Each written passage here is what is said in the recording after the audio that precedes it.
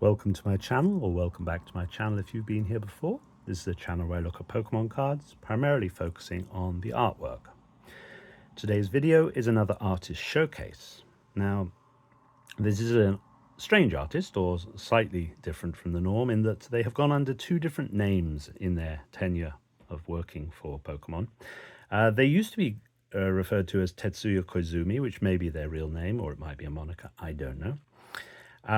But they are currently working under the title Scav, and you'll see Scav cards in nearly every set. They have become a regular artist that always seems to get a commission in just about every set, if not more.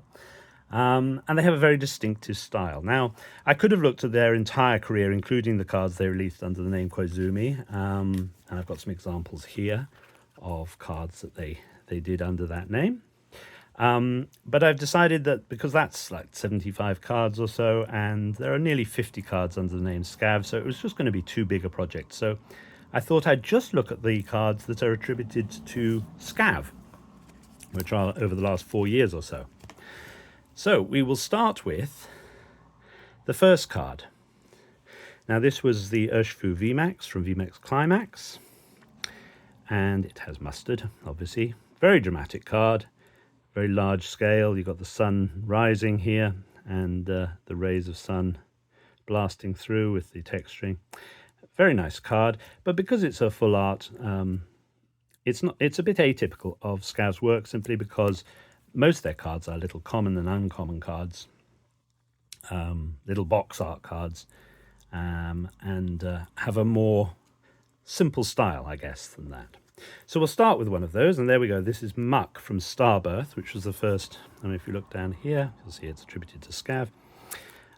So Koizumi had decided to change their identity. I don't know why. Now, their style is incredibly distinctive. I always know a Scav card when I see it, because it has this very deliberately sketchy outline of the Pokemon, very hand-drawn feel. It's not a lack of confidence, because that would suggest lack of skill, but it's a very insecure line in a way that it's thick, it's thin, it wobbles around, and the coloring often doesn't quite reach the line, or it goes over the line, and it creates an instability to the outline and form of the Pokemon illustrated. And it's very distinctive style, and you'll see it throughout all these cards. So this is the Muck. I think that's quite a successful card. Muck's not the easiest of Pokemon to illustrate, given it's just a big pile of slime with an angry face on it. But there's a nice card from Scav.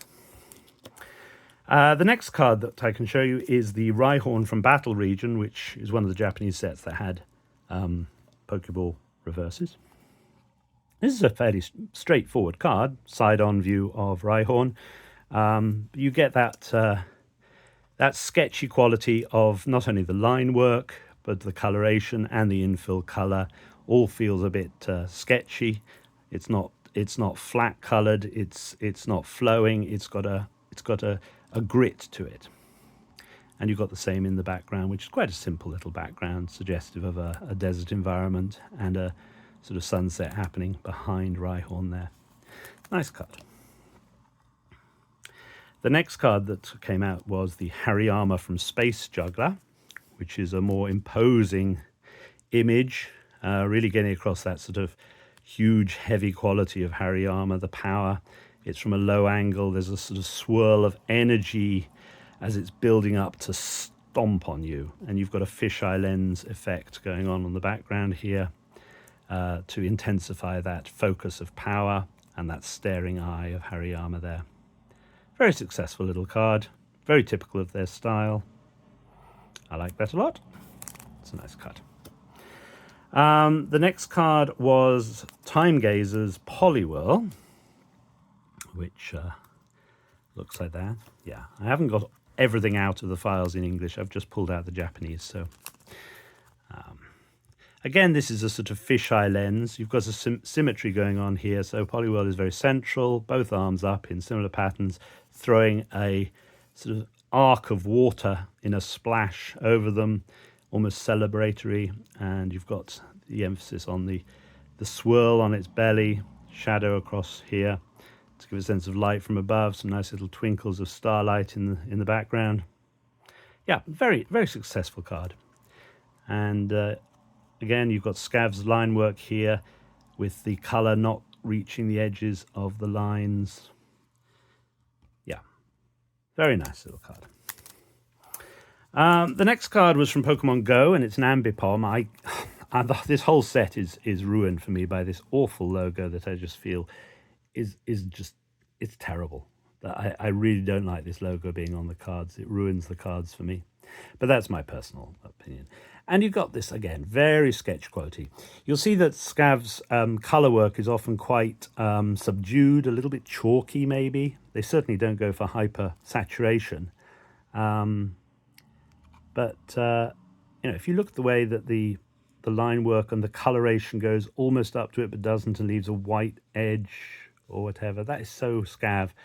And even there's not a consistency to the curve or to the thickness of the lines, so it creates this very sketchy feel that you get from Scav. But an interesting card. You've got low camera angle looking up, so you've got the vanishing perspective of the street, signpost the Ambipom is attached to. Very nice. I'll try and speed this up a little bit because there are just so many to go through. Binacle was in Lost Abyss. Awful Pokemon, but yeah, very successful little piece of card art.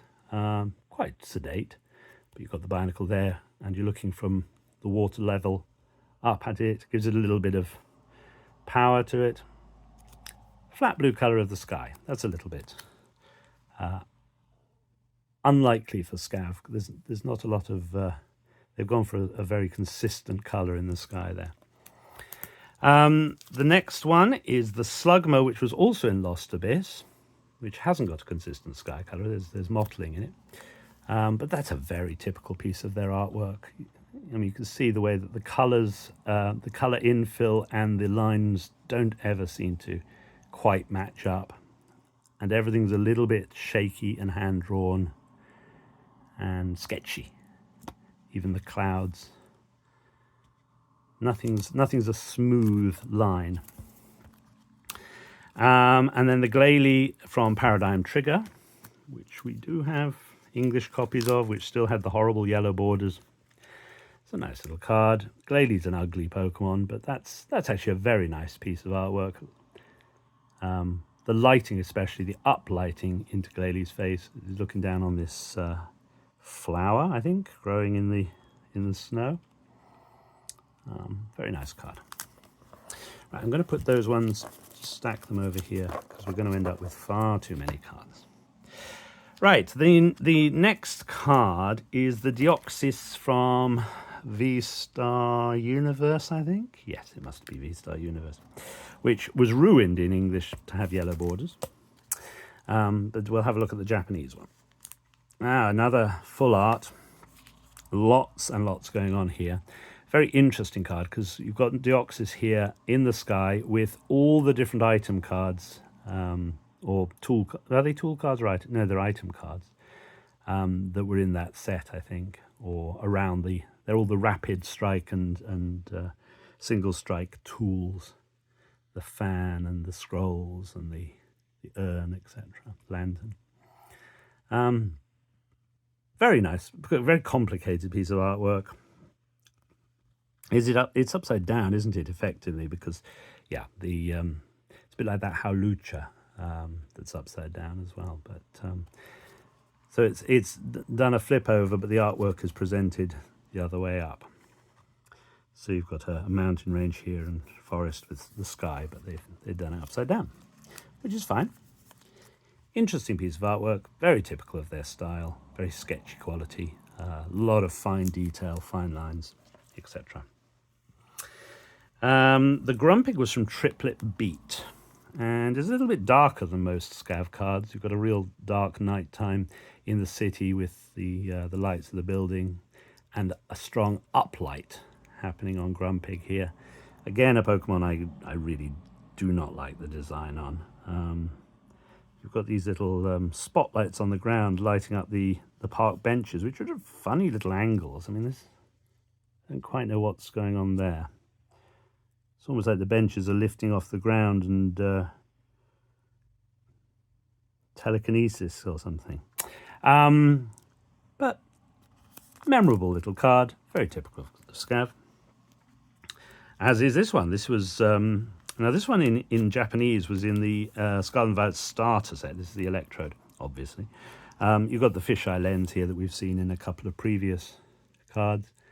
And there's no way that you could say that's a perfect circle. That's really very sketchy circle that is creating the outline of Electrode here. You can't do much with an Electrode. They always look exactly the same. They've always got that same facial expression and the teeth, etc. And it's a circle. So there's not a lot one can do as an artist with an Electrode, but that's pretty successful with the crackle of lightning around it. I quite like that. The next one is the Corviknight from Snow Hazard, and I think this was a bit of a miss for me. Corviknight's supposedly a very big, strong, powerful Pokemon, and this looks a little bit... It's not got elegance to it. It's too clunky. It's not a disaster, but I just feel that you can do more with Corviknight. The Barboach was in Clayburst at the same time.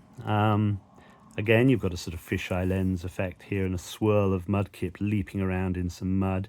And you've got the sort of sketch quality of the mud being thrown around as much as the illustration of Barboach itself. Very typical Scav card. Then we had 151, which had both Golbat and Zubat done by Scav. I've only got the Pokeballs. Yeah, I haven't got the Master Balls, I'm afraid. I don't think I got the Master Balls of these two. I didn't complete the set in Master Ball, but let's have a look at... Actually, these are in frosted sleeves, so they're not good. So you've got a much darker background here because they're in caves. Zubat's sending out a sort of sonic wave of these pale lines, like contours on a map. Very good card. I really like the artwork on that. That's a very good Zubat card. The Golbat is done in a very fluid, sketchy style of wibbly-wobbly distortion. And the way that the outlines really do stand out as not being attached to the coloration. The colour goes beyond the outline on the wing here. And there's very much a fisheye lens here, but it's against the, well, it looks like a very fine crescent moon or almost an eclipse going on here with this toxic energy flowing out of Golbat's mouth. Or maybe it's just eating the energy, I don't know. But that's a nice piece of artwork. Got real character. I'm not a huge fan of Golbat, actually. I don't like Crobat at all. So the next card, what do we have? We've got the Houndour from Ruler of the Black Flame. And it had a trick-or-treat one in English. We'll put those aside. This is a nice one, done from the low angle again, with an interesting orangey sky of late evening. Some nice Dolomite mountains. Yeah, very dramatic pose. I think that's one of my favourite cards, actually. I like the simple pose and that almost watercolour infill of the paintwork of the dark grey of the colour of Houndour, sorry. Yeah, I think that's a very successful pose. Back leg's very nice, but also the weight across the shoulders, I think, is done very well. So that's a nice card. Let's just stack these up again because we are running out of space over there. So that can go over there. The next card is a Baltoy also from Ruler of the Black Flame. Much more pastel-y, bright colours. You've got the little Rowlet weather vane on top of a building that you can't see. But you've got the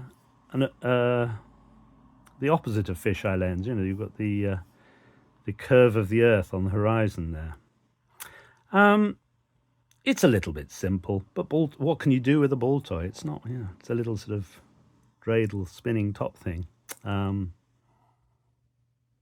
Yeah, it's an okay card. I mean, even something as simple as this is a memorable card to me. I will always remember this card, and if I ever see a card by Scav, it's instantly recognizable who the artist is, and therefore they have succeeded in that. The Heat Rotom was from... It was from a set. Let me think. It was a... It was from a Terra deck, I think. Can't remember. It was from the start deck. I really can't remember. Can't remember what it was in Japan. In English, I also can't remember. It was from one of the sets, and it got a holo in English. But the original Japanese one isn't holo. It's okay. Again, it's from a low angle. You've got this arch of a kitchen range. Bit of attention to detail in the background. Puts it in a sort of kitchen environment, which is, of course, appropriate for the oven Rotom. It's okay. I don't like these forms of Rotom. Well, I don't like Rotom in any form, actually. It's not a Pokemon I have any interest in. The Dwebble was from Ancient Raw. Now, this is nice. The way that he's chosen to do the background as a crustal. But it's not a crustal, but it's, it's the mountain range with the lasagna, isn't it? It's the stripes of color going through it. It's echoing the colorations of crustal. Dwebble is a bit of an insignificant looking Pokemon. Crustal's very good, but Dwebble's a little bit forgettable. And that was from Ancient Raw. Shiny Treasure, there are 1, 2, 3, 4, 5... No, these are the same. There are 4 shiny Pokemon that Scav was asked to do. Now, Shiny Treasure was a bit of a weird one because the art editors, the commissioning editors, obviously said to the artists, this is how these shinies are supposed to look. And it homogenized all the artwork into... So people's personal style tends to disappear. Whichever artist was doing a shiny Pokemon, they all look rather similar. I like this one very much, by the way. However, I would say that this Primeape does retain the character of Scav very much, more so than almost any others in this entire set. There are a lot of cards, there's Okacheke cards in there that you would not know they were Okacheke. But this actually, because of the line work in the Primeape,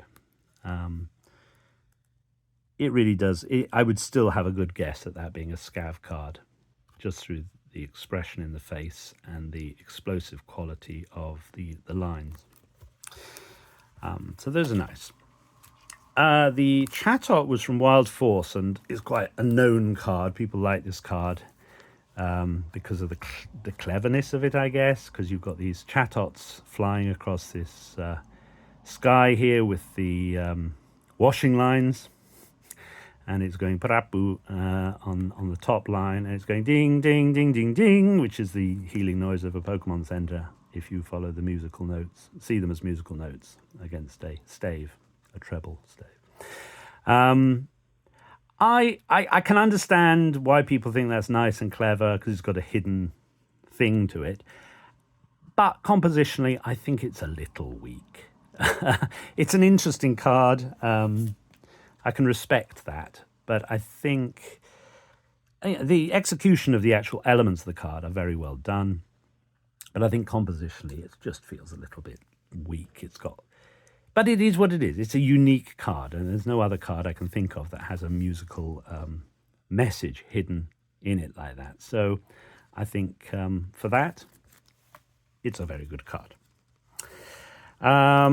Moving on, we'll try and speed this up a little bit because this video is going to go on forever. This is the Monferno from Crimson Haze. I love Monferno. I think that's quite a nice card, but the colors are a little bit too boring, I guess. The green and the blue and the orange. I'd like a little bit more drama in it. It's just too simple and happy and flat for my liking. But it's a nice representation of Monferno, and I love Monferno. So that was Crimson Haze. Mask of Change, we had both the Dreepy, which is a brilliant piece of illustration, and the Phoebus, which I don't particularly like. I think it's a little bit boring. But this is one of my favourites, if not possibly my favourite Scav card. We'll see it again later because it reappears in Terrestrial Festival. So we'll have a look at that when we get to that.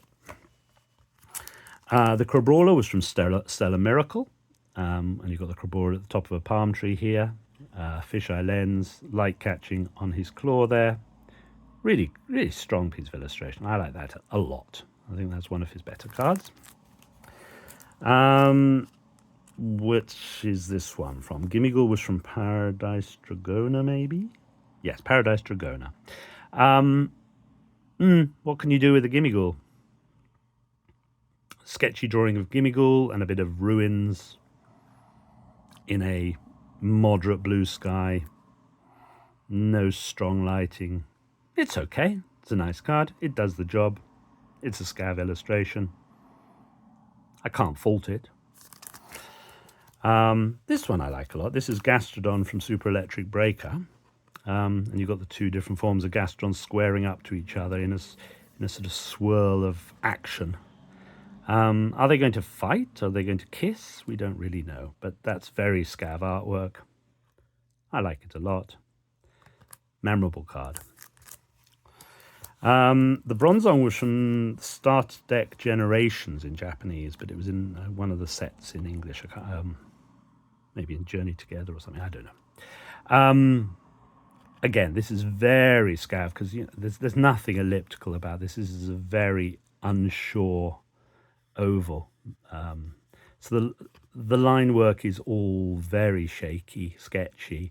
The curves are all very uncurved in effect. And there's this sort of crackle of energy done as these sort of little loops of plasma or something coming off Bronzong. Again, a fisheye lens sense of the background or the clouds across the horizon. It's an ugly Pokemon. I think more could have been done with that, but it's okay artwork. Right, so we got the Electrode, which was reprinted in Start Deck Generation. We've looked at that one before. And then we had the Dreepy from Terrestrial Festival, which was a reprint of the Dreepy from Mask of Change. Or Transformational Mask, as it's sometimes written. But this, I think, is just such a successful card. The look in Dreepy's face is just wonderful. The texturing on this is lovely as well. So you've got this sort of storm cloud and rain, spitting rain going across, and the uplighting and the joy in Dreepy's face. I think it's my favourite Dreepy card, and it's just brilliant. Brilliant piece of artwork. Very hand-drawn feel to it, but lively and dramatic. Great card. So we also had the Phoebus again in, yeah, I think it's just a very boring card, I'm afraid. That's one of my least favourite Scav cards, because there are some lovely Phoebus cards, but that probably doesn't cut it for me. Towards the end of 2024, we also, I don't quite know when the date was when this was released. This is a Chinese exclusive. What's behind? I don't know why that's in there. That's Nakasaka. Oh, I think the seller just sent me that as a freebie. I don't really need that in there. Hang on. Get rid of that. So this is a Chinese exclusive Alolan Raticate, which came out in the set Gallant Galaxy. Hasn't appeared in Japanese or English, as far as I know. It's a very ugly Pokemon. It's not a particularly inspiring piece of artwork. It's just an uplit, leaping fat rat against a sunset, I guess. So, although it's an interesting card because it's an exclusive Chinese card, it's not a particularly strong illustration, perhaps. The Pupitar was from Battle Partners. Again, this blue sky that Scav uses a lot, sort of Celadon blue, I think is a little bit boring. It hasn't got enough drama to it. And when you combine it with this very mid-green, it feels very flat to me in emotion. But you've got a very dramatic shot of Pupitar here from below, looking down, the way the eye, gives it menace. Not a bad card. Whereas the Team Rocket Dottler, again, a Pokemon, I'm not sure what you can do with a Dottler to make it look interesting. It's a little bit boring. It's a very dark background in a wood with some mushrooms, and it's just sitting there lurking. It's a nice enough illustration, but it's not got anything very exciting going on. Very ugly Pokemon here. This is also from Glory of Team Rocket. This is the Huntail. A lot of action going on here with this sweep of water or movement going on, and the coral almost looking like an explosion. Very fisheye lens feel to it, very dramatic. I'd have preferred a different color blue in the background. It's too similar to the blue of Huntail here. I feel if they'd gone for something slightly different, it would have made Huntail stand out a little bit more. We're down to the last two cards now, so this video will end eventually. I promise it'll try and get it under half an hour.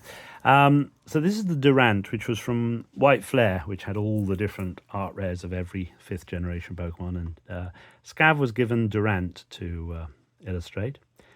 Reminiscent of some of the other ones that have these sort of cross sections through the earth. There was that Skuntank, and I think there's been a Crustle. Yes, the Okubu Crustle. There are other cards. Oh, and the Minimaname Take Blood Moon Ursaluna. Ursaluna has that sort of cross-section feel to it.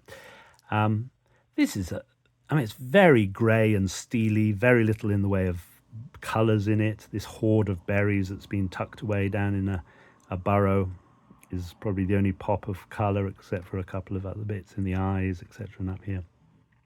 So it's a little bit of a murky card, but an interesting card. I think I like it.